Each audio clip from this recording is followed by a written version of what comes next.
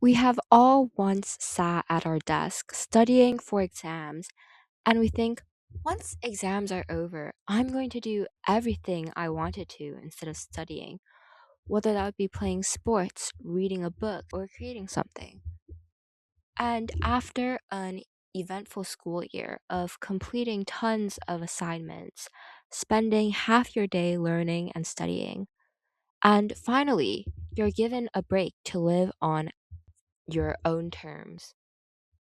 But when that break comes, you don't fulfill any of the dreams you had.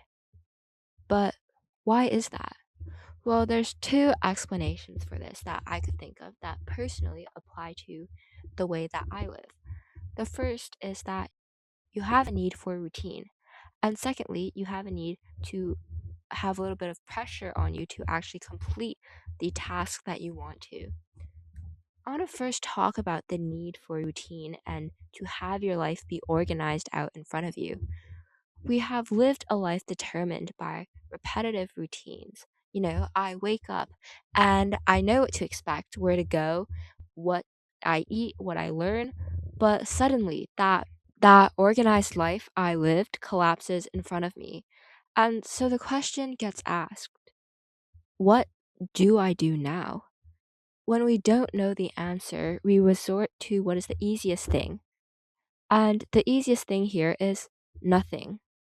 Doing nothing is easier than trying for the big goals that you have. See, this is why you end up being stuck and demotivated. And the solution is quite simple. Create a schedule or a to do list or use a calendar. Having clarity on what you want to do provides a path for you to actually follow and do things. It provides a sort of guide for you to know how to complete these tasks. You plan out what steps you got to take, you break it down into small bits. And you don't want to create, an extremely strict schedule or to-do list where every single task is written out, every single minute of your life is planned. You still want to have like some wiggle room and some freedom here. So I think the best thing to do is just block out like specific when you is just to block out a time period when you want to focus on a specific task. And don't be too demanding on yourself, because if this becomes too hard for you, then you lose that motivation and interest to actually follow the schedule that you created. The second thing that I think is so important is to have a deadline or create a punishment for incompletion. Look, if you don't have consequences for not meeting deadlines, then you'll always be pushing tasks off and procrastinating. You need to set yourself a limit. And I know it's hard to follow these limits because you have no reason to punish yourself. So you need to find some sort of method to hold yourself accountable.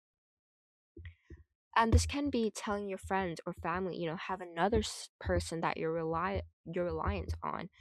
Or you can ban yourself from your favorite game or your favorite snacks if you don't complete a certain task. Or another suggestion is that you can create reminders to constantly tell yourself.